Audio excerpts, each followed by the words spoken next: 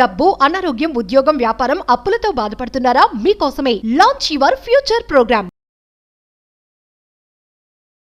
నమస్తే రమగారు. నమస్తే జయ. రమగారు, మనము దసరా స్పెషల్ ఏ రోజుకు ఆ రోజుకి సంబంధించిన వీడియోస్ చేస్తూ ఉన్నాము. మొదటి రోజు పాడ్యమి రోజు, ఈ రోజు అనుసరించాల్సిన విధి విధానాలు ఏంటండి? అమ్మవారిని ఈ రోజున బాలా త్రిపుర సుందరి అవతారంలో వెలయిస్తారు. బాలా త్రిపుర సుందరి అంటే 9 ఏళ్ల బాలిక స్వరూపంలో ఉన్న అమ్మవారు. ఈ రోజున ఈ వెలయించడంతో పాటుగా ఇవాళ నుంచి మనం దసరా పూజలు మొదలు పెడతాము. నవరాత్రులు అంటే పొద్దున్నే కలశం పెట్టుకోవటం, ముందే ఇల్లు శుభ్రాలు అవి చేసుకుంటాం, చక్కగా మామిడి తోరణాలు కట్టడం, వాకిళ్ళకి గుమ్మాలకి పసుపు రాసి బొట్టు పెట్టుకోవటం, తులసమ్మకి కాస్త పసుపు రాసి బొట్టు పెట్టి ఒక దీపారాధన చేసుకోవటం, తర్వాత కలశం పెట్టదలుచుకున్న వాళ్ళు కలశ స్థాపన ఉదయం చేసుకుంటాం. కలశం పెట్టడము, అఖండం పెట్టదలుచుకుంటే అఖండం కూడా ఒక చిన్న మంచి మూకుడు, పెద్ద సైజు మూకుడు తీసుకోవటం, దానికి పెద్ద ఒత్తి, దానికి సరిపడా కొంచెం లోపల 2-3 చుట్లు వచ్చి పైకి ఒత్తి వచ్చేలాగా పెట్టుకోవాలి. కరెక్ట్ గా వేసామనుకో ఒత్తి ఇదైపోతుంది కదా, కొడి తీసిన కొద్దీ ఒత్తి చిన్నదైపోతుంది. అట్లా కాకుండా మెలిపెట్టిన ఒత్తిని ఒక 2 రౌండ్లు లోపల నూనెలో ఉండాలి, ఒక్కొక్కస పైకి రావాలి. మనం ఇది తీస్తున్న కొద్దికి సరిపోతుంది అనమాట. తర్వాత మా మూకుడులో చక్కగా నిండుగా ఆజ్యం పోస్తారు. మీరు నెయ్యి పోయదలుచుకున్నారో నూనె పోయదలుచుకున్నారో మీ విధానం పోసుకోవటము. వెలిగించి ఒకచోట కదలకుండా జాగ్రత్తగా రక్షించగలిగే ప్రదేశంలో, చిన్నపిల్లలు ఉండకూడదు, గాలి తగలకూడదు, ఇతరత్ర నడిచే వాళ్ళ బట్టలు రెపరెపలు వస్త్రాలు తగలటము లాంటివి జరగకూడదు. అట్లా చక్కగా మంచి ఏర్పాటుగా ఒకచోట అఖండం వెలిగించి పెట్టుకోవటం, అఖండం పెట్టడము. తర్వాత ఈ కలశ స్థాపన చేసుకోవటము. ఒక వినాయకుడిని పెట్టుకుని చిన్న పసుపు గణపతిని చేసి వినాయకుడిని ఆవాహన చేసి తర్వాత విసర్జన కూడా చేసి పక్కకు పెట్టుకోవటం. అప్పుడు అమ్మవారి ఆరాధన మీరు ఏ పటం పెట్టుకోదలుచుకున్నారో ఒక పీట మీద, ఒకవేళ ఈ కలశం పెట్టము ఒక పీట వేసుకుని, లేదా మనకున్న రెగ్యులర్ దేవతార్చన ఎక్కడుందో అక్కడే ఈ అమ్మవారి ఫోటో మీరు ఏది పెట్టుకుంటున్నారో, సాధారణంగా పెట్టుకునే ఫోటో ఏంటంటే మనకి అమ్మవారి ఇట్లా కూర్చుని ఉంటుంది, పరమేశ్వరుడి మీద కూర్చున్నట్టు, అటు ఇటు సరస్వతి లక్ష్మి ఇద్దరు విసురుతున్నట్టుగా ఉండే పరివారంతో ఉన్న లలితా పరమేశ్వరి పటాన్ని అయితే బాగుంటుంది. మొత్తం అన్ని అవతారాలకి మనకి ఈ ఫోటో సరిపోతుంది. ఈ ప్రతిమ విశేషం ఏదుందో ఫోటో కానీ ఇంకో చిన్న ప్రతిమ కానీ పెట్టుకోవటం. తర్వాత అన్ని పువ్వులు అన్ని సిద్ధం చేసుకోవటం. ఏ రంగు వస్త్రాలు వేస్తాం రమ్మగారు? సాధారణంగా పింక్ మనం వేసుకున్న లాంటివి మంచిది. గులాబీ రంగు లేతదైనా, ఇందులో లైట్ కలర్, ఇందులో డార్క్ కలర్, బోల్డ్ అన్ని రంగులు ఉంటాయి కదా, ఏదో ఒక రకం వస్త్రం. అంటే మీరు ప్రతిరోజు ఒక వస్త్రాన్ని అమ్మవారికి సమర్పించటం, పూజ చేసుకుంటాము. వస్త్ర సమర్పణ చేసేటప్పుడు ప్రిఫరబుల్లీ పింక్ పెట్టుకోండి. గులాబీ రోజు మొదటి రోజు సరే ఇది ఏర్పాటు చేసుకోవటము. తర్వాత ఈ రోజున మొదటి రోజు కాబట్టి స్టార్ట్ చేస్తున్నాం కాబట్టి కొంచెం బాగా గ్రాండ్గా చేయాలని భావిస్తే కనుక మీరు పులిహోర, పాయసము అలాంటివి చేసుకోవచ్చు. అమ్మవారికి ప్రత్యేకంగా నివేదించేది ఏంటంటే ఇవాళ కట్టి పొంగలి, తర్వాత కేసరి, ఈ 2 నివేదన చేస్తారు. మీరు ఇంకా చాలా చేయొచ్చమ్మా. పాలు పళ్ళు పెట్టుకోవచ్చు. ప్రతిరోజు నియమంగా పెసరపప్పు నివేదన, పెసరపప్పు నానబెట్టడము, దాన్ని నివేదించటము.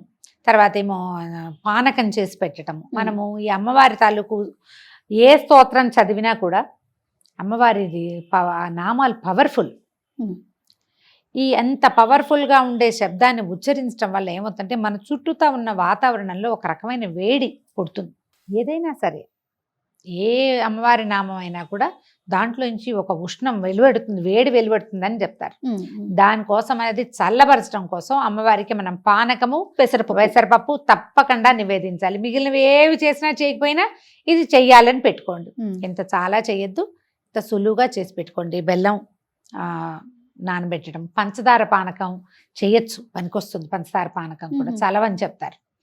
కొంచెము ఏలక్కాయలు, తర్వాత ఒక చిటికెడు పచ్చకర్పూరము, కొంచెం మిరియాలు, వీలైతే అవి గ్రైండ్ చేసి పక్కన పెట్టుకోండి. ఈ 10 రోజులు వాడుకోవడానికి పనిచేస్తుంది. అలానే ఆ చేత్తో ఈ చేత్తో ముట్టుకునేవి కాకుండా కొంచెం పై ఎత్తున జాగ్రత్తగా పెట్టుకోవటము. పానకం నివేదన చేసుకోవచ్చు. అక్కడి నుంచి అమ్మకి బాలా త్రిపుర సుందరికి సంబంధించినటువంటి స్తోత్రాలు చదువుకోవచ్చు. మీకు స్తోత్ర నిధి యాప్లో బాలా త్రిపుర సుందరి అష్టోత్తర శతనామావళి దొరుకుతుంది. అష్టోత్తర స్తోత్రము దొరుకుతుంది, శతనామావళి దొరుకుతుంది. ఆ 2 చదువుకోవటం మీ వల్ల అవేమీ కాదు. శ్రీమాత్రే నమః అంతే. మీరు దానికి ఒక లెక్క పెట్టుకోండి. శ్రీమాత చిన్నది కదా, అలా అనంగానే పూజ అయిపోయినట్టుగా అనిపించదు మనకి. 108 మీరు ఒక మాల పెట్టుకుని 108కి పూసలున్న మాలలు దొరుకుతాయి కదా, అవునండి. మాలతోటి అమ్మవారిని నమస్కారం చేసుకోవటం. ఆ మాలని మీరు 108 సార్లు జపం చేస్తే చాలా పర్ఫెక్ట్ గా సరిపోతుంది, చేయగలిగితే గనక. ఇంకా కుంకుమ పూజ కూడా ఈ రోజు నుంచి మొదలు పెట్టుకోవచ్చు. మనం చిన్న ప్రతిమ విశేషం ఏదైనా పెట్టుకున్నాం, ఇట్లా ఉన్న ప్రతిమ లేదు మన దగ్గర, చిన్న గుండ్రటిది లలితా త్రిపుర సుందరివి మనకి రాగిది పెట్టుకోవచ్చు, చాలా మంచిది. వెండిదో లేకపోతే పంచలోహాలదో బంగారు రూపు ఏదైనా లక్ష్మీ రూపు ఉందనుకోండి మన దగ్గర, దాన్నే త్రిపుర సుందరిగా భావించి బొట్టు పెట్టి పెట్టుకోవచ్చు. లక్ష్మీ రూపులు అందరి ఇళ్లలోనూ ఉంటాయి, ఏదో ఒక శ్రావణ మాసంలో కొనుక్కుంటాం కదా. పసుపు పెట్టండి, దాని మీద బొట్టు పెట్టండి, తయారైపోయింది అమ్మ. ఇక ఒక చిన్న దీంట్లో పళ్ళెంలో సెపరేట్గా పెట్టుకోండి, ఒక తమలపాకు వేసి దాని మీద ఈ అమ్మవారి ప్రతిమ విశేషం మన దగ్గర ఏది ఉంటే అది పెట్టుకోవటము. మీరు ఒకవేళ 108 సార్లు కాకపోతే ఇంత సమయం పెట్టుకుని చేసుకుంటాం అనుకోండి జపం, అమ్మవారిని తలుచుకుంటాం, అప్పుడు ఒక చిటికెడు కుంకుమ పట్టుకోవటం, వేసేయటం దాని మీద, అమ్మవారి మీదకి సమర్పించేసేయటమే. తర్వాత నివేదన చేసుకోవటము.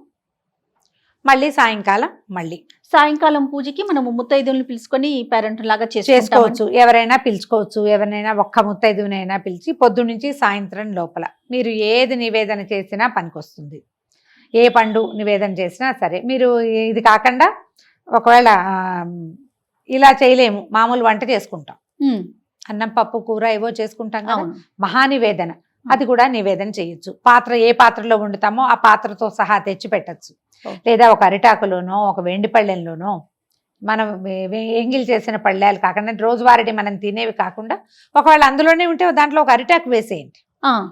అరిటాకులో ఈ చక్కగా అన్నము కూర పప్పు వేయటము, దాని మీద కొంచెం నెయ్యి వేసి ఒక చిన్న బెల్లం ముక్క, ఒక చెంచాడు పెరుగు వేసి చక్కగా నివేదన చేయండి. పూర్తి స్థాయి ఆహారం వచ్చినట్టు. కాదరమ్మ గారు, మనం ఇంట్లో తయారు చేసుకునే ఆహార పదార్థాల మీద కూడా బెల్లము నెయ్యి వేస్తే గనక అది పూర్ణ నివేదన కింద మనం ఇంకేం లేదు, ఒట్టి అన్నమే వండేవు నువ్వు, అన్నమే ఇంకేం వండలేదు, ఒట్టి అన్నం మీద కూడా ఓ బెల్లం ముక్క పెట్టడం, కొంచెం నెయ్యి వేయటం, ఇది పూర్తి నివేదన కింద అవుతుంది అన్నమాట. ఇది సమర్పించుకోవటము, ఒక నమస్కారం చేసుకోవటం. ఇప్పుడు ఈ మొత్తం ఈ 9 రోజుల్లో మనం చేసుకోగలిగేవి ఏంటంటే, రోజు లలితా సహస్రనామ పారాయణ చేసుకోవచ్చు. పొద్దున ఒకసారి, సాయంత్రం మళ్ళీ. ఒకవేళ కాదు ఇంకొకటి ఏదైనా చేయాలంటే లక్ష్మీ అష్టోత్తరం పారాయణ చేసుకోవచ్చు ప్రతిరోజు. లక్ష్మీ సహస్రనామం చేసుకోవచ్చు ప్రతిరోజు. ఈ 9 రోజులు ఏంటంటే మహాకాళి, మహాలక్ష్మి, మహాసరస్వతి రూపాలలోనే అమ్మవారు కొలవబడుతుంది. మీరు ఏ రూపంలో భావించినా ఆ రూపంలో మనకి కనపడుతుంది, మనం వెంటుంటుంది. ఎలా కావాలంటే అట్లా చేసుకోవచ్చు. అయితే లలితా సహస్రనామం చేసుకోవాలంటే సహస్రనామం చదువుకోవటం, ఓ చిటికెడు కుంకుమ పట్టుకోవటం, చదువుకోవటం. ఈ కుంకుమని అమ్మవారికి సమర్పించేయండి. నివేదన చూపించి ప్రతిరోజు అమ్మవారిని కదపాలా, ఇలాంటి ప్రశ్నలు వస్తాయి. ఏమీ కదపద్దు.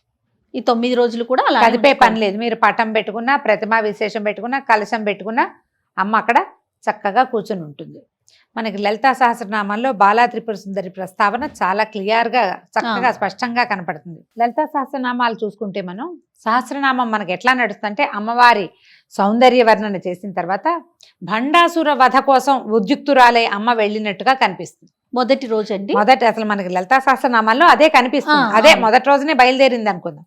ఈ బయలుదేరినప్పుడు ఆవిడ ఎలా వెళ్ళింది, ఎక్కడి నుంచి వచ్చాడు ఈ భండాసురుడు? పరమేశ్వరుడు మన్మథుడిని దహించినప్పుడు అదొక బూడిద కుప్ప అయిపోయాడట మన్మథుడు. బూడిద కుప్ప అయిపోయేసరికల్లా ఆవిడ రతీదేవి శోకించింది. అయ్యో, నీకు వివాహం చేసి నీ వల్ల సంతానం పొందాలి, సంతానం వల్ల తారకాసుర సంహారం జరగాలని ఇంత పని చేస్తే మన్మథుడినే భగ్నం చేశాడే భగవంతుడు. శివుడు ఏం చేశాడు? మన్మథుడినే బూడిద చేశాడు కదా. ఇలా అయ్యిందని ఆవిడ దుఃఖిస్తే అమ్మవారు ఆమెకి ఏం చెప్పింది, ఏం పర్వాలేదు, నీకు కనిపిస్తాడు, అనంగుడుగా ఉంటాడు, శరీరం లేకపోయినా వాడు ఉంటాడు, అతను మన్మథుడు ఉంటాడు, నీ వరకు రతీదేవికి మాత్రం సాకారంగా కనపడతాడట అని చెప్పి వరం ఇచ్చింది. అయితే ఈ బూడిద కుప్పలా పడిపోయింది కదా, ఈ కుప్పలా పడిపోయిన బూడిదని ఈ పరమేశ్వరుడి యొక్క వెనకాల ఉంటారు కదా శివగణాలు, ఆ గణాలలో ఒకడు దాన్ని ఇట్లా ప్రతిమలాగా చేశాడు, ఒక బొమ్మ చేశాడట ఆ బూడిదతోటి. అప్పుడు అయ్యో అన్నారు, భండ భండ అన్నారు, ఇదేమిటి అని. ఆ భండు ఆ బూడిదతోటి తయారు చేయబడిన వాడు ఒక రాక్షసుడుగా మారాడు. శివుని దాంతో చేసిన వాడు శివుడు కాల్చిన బూడిద మన్మథుడి బూడిదే అది. కానీ మన్మథుడికి శరీరం వచ్చేసింది, అవశేషం కదా. ఈ అందుకని బూడిదలో చేతులు పెట్టి ఆడకూడదు అలాంటివి చెప్తారు కదా పెద్దవాళ్ళు. ఎందుకు? ఈ భండాసురుణ్ణి సంహరించడానికి లలితా త్రిపుర సుందరి తన సైన్యంతో సహా వచ్చింది. అందులోనే మనకి వారాహి వాళ్ళందరి స్వరూపాలు కనపడతాయి. లలితలో కనిపిస్తుంది ప్రత్యేకంగా. ఈ భండపుత్ర వధోద్యుక్త బాలా విక్రమనందిత అని ఒక నామం ఉంది. భండుడి యొక్క కుమారుణ్ణి సంహరించింది అమ్మవారు. ఏది కుమారి రూపంలో. బాల విక్రమనందిత అని చెప్తారు. బాల యొక్క విక్రమాన్ని చూసి సంతోషించింది అమ్మవారు.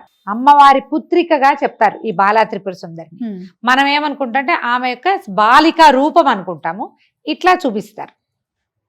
మనం ఎట్లాగైనా చేయొచ్చు. ఓకే. అయితే ఈ రూపాన్ని మనం ఎట్లా ఆలోచించాలి? ఒక 9 సంవత్సరాల చిన్న కన్యకా స్వరూపం. మనకి ఫోటోలు కూడా కనిపిస్తాయి. చక్కగా పట్టుకుని వస్త్రాలు అవి చాలా ముచ్చటగా ఉండి లంగా జాకెట్ వేసుకుని జడ ముందుకు వేసుకుని ఉన్న బాలా స్వరూపం ఎంత అత్యద్భుతంగా ఉంటుందో. అవును. అమ్మవారి యొక్క ప్రార్థనా శ్లోకం ఏదైనా ఒకటి తీసుకుని బాల చదువుకోవచ్చు. నెంబర్ ఆఫ్ టైమ్స్ మీరు 108 పెట్టుకోండి. ఒక శ్లోకం చెప్తారా రమ్మగారు? చెప్తాం.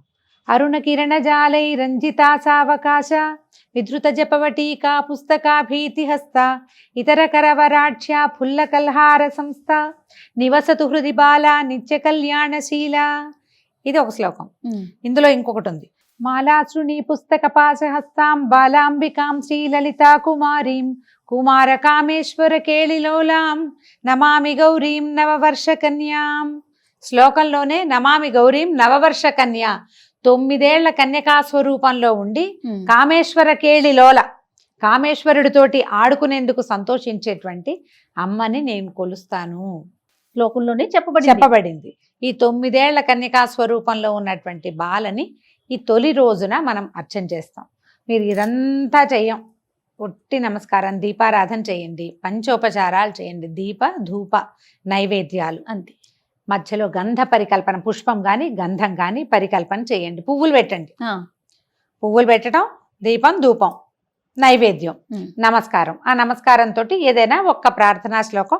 ఈ ప్రార్థనా శ్లోకం నేను చెప్పింది వివరంగానే వినపడుతుంది కాబట్టి ఇదే మీరు 11 సార్లు, 21 సార్లు, 40 సార్లు లేదా 108 సార్లు చక్కగా సాకల్యంగా చదువుకోవచ్చు.